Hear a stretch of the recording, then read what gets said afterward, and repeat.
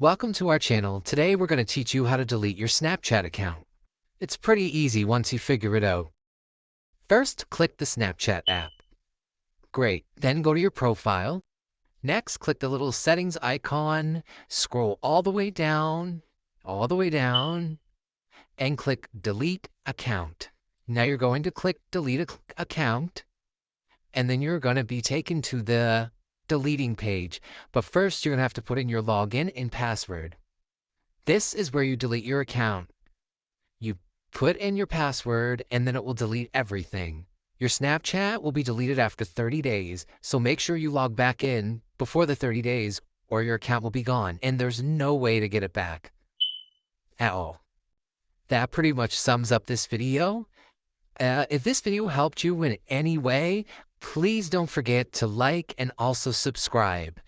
Please tune in to our next video. Thanks for watching. Bye!